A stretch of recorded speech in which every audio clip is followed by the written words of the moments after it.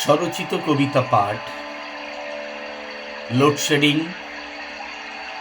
ও সহজ পাঠ।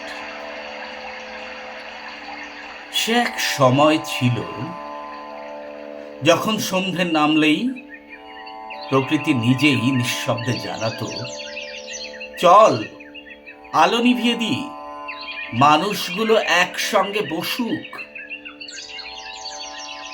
লোডশেডিং ছিল অযাচিত অথচ খুব আপন।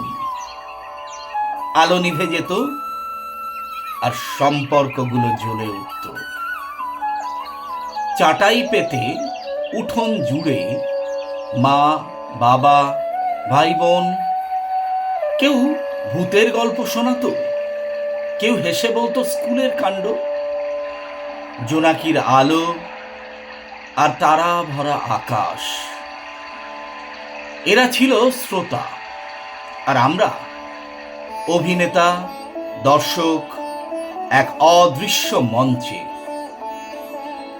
মুঠোফোন, ওয়াইফাই, নেটফ্লিক্স বা রিল ছিল না, তবু জীবন ছিল পূর্ণ, স্নিগ্ধ, মায়াময়।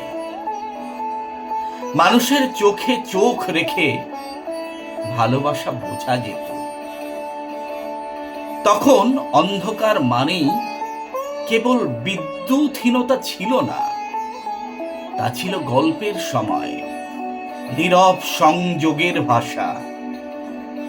ঠাম্মার কাঁধে মাথা, মায়ের কণ্ঠে রূপকথা আরো কাছাকাছি এনে দিত সবাইকে।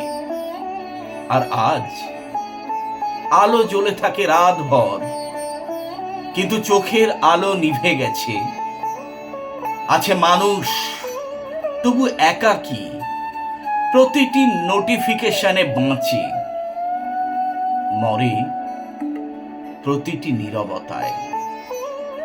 কথা আছে, ছোঁয়া নেই, হাসি আছে, গভীরতা নেই।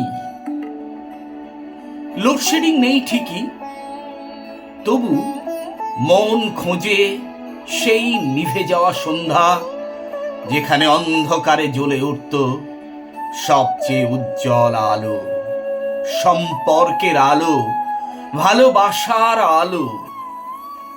আজ আমরা ফিরে তাকালে দেখি, বৈদ্যুতিক আলোর শহরে হয়তো সব আছে, তবু কোথাও নেই অন্ধকারে মানুষ হয়ে ওঠার সেই সহজ পাঠ।